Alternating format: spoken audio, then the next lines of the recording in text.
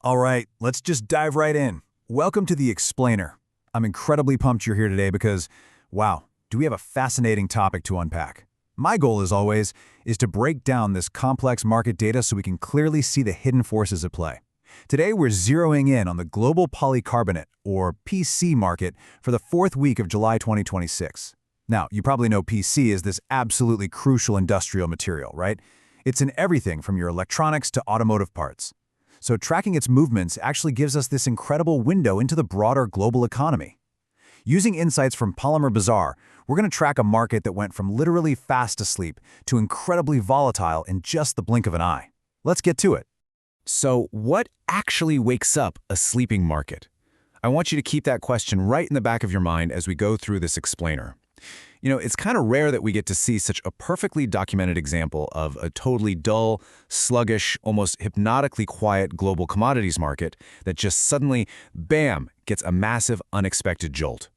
We're going to trace the exact anatomy of that jolt, but first, we need to look at the calm right before the storm. Section 1. The sluggish global market. To really grasp the impact of a massive disruption, we first have to understand the baseline, right? The status quo right before everything flipped. Globally, the dynamic was pretty simple. Ample supply, but totally subdued demand. The data shows the global market was essentially just stuck in a holding pattern. The end-user processors, the folks actually buying polycarbonate to make finished goods, well, they were actively holding back. Because demand for their own finished products was so weak, they were only buying exactly what they needed for immediate production. Think of it as an ultra-strict, just-in-time buying strategy. And since there was plenty of material sitting around, this lack of buying pressure meant spot prices across the board stayed remarkably flat. The market was literally taking a nap. To really ground this baseline in reality, let's look at the raw materials. Bisphenol A, which is the primary feedstock used to make polycarbonate, was sitting perfectly still at 9,450 RMB per metric ton. This feedstock number is a perfect mirror for the broader lethargy in the market at that time. There was absolutely zero upward pressure coming from the foundation of the supply chain. Section 2. Touring the regional bazaars. Okay, so let's see how this global sluggishness actually played out on the ground in terms of hard currency. We're going to start our tour over in the West. In the USA Bazaar, demand was demonstrably weak and feedstock costs were sliding. Because of that, prices for the extrusion grade dropped by 1/4 cent, landing at 99 cents per pound. The injection molding, or IM grade, same deal, down 1/4 cent to 104 cents per pound on a free-on-board basis. Now hop over to the European Bazaar and it's the exact same story, just a different currency. Demand was totally dull, extrusion grade prices tumbled by 250 euros, settling at 1,750 euros per metric ton. Meanwhile, general purpose molding dropped by 100 euros, bringing it down to 2,000 euros per metric ton. Delivered duty paid in Northwest Europe. Basically, everywhere you looked in the West, prices were just going soft. Now, shifting over to the Indian Bazaar, we see a slightly different shade of the exact same picture. Over in Mumbai, prices were hovering really cautiously between 210 and 213 rupees per kilogram. Up in Delhi, pretty much the same vibe, trading at 212 to 215 rupees per kilogram ex-GST. The big takeaway here is that while the West was seeing actual price drops, the Indian market was just holding on to this very cautious but largely stable sentiment. Sure, they had slightly better trading activity domestically, but it was still totally boxed in by that global dullness we were just talking about. But then, we look at the China Bazaar.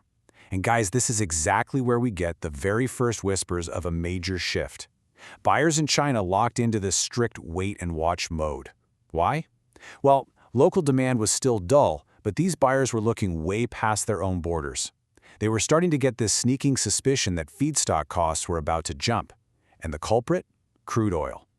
They were watching these really early signs of crude oil taking upward, and they collectively decided to just hold their breath. Section 3. The geopolitical crude shock. Boom! This is the inciting incident. This is the exact moment our sleepy, stable status quo gets completely thrown out the window. On July 23, 2026, Bazaar sent out a massive alert, a global crude shock. This honestly just goes to show how lightning-fast raw material markets react. Literally, one day, the market is entirely focused on its own quiet, local demand, and the very next day, an external shock triggers massive, system-wide panic.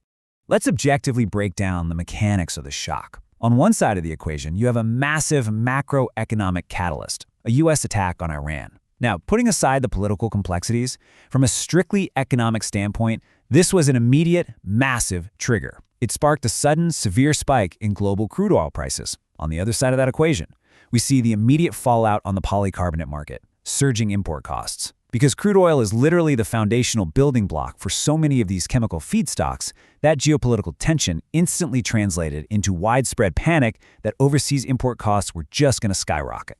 So let's map out exactly how this sequential market reaction plays out, like dominoes falling. Step 1.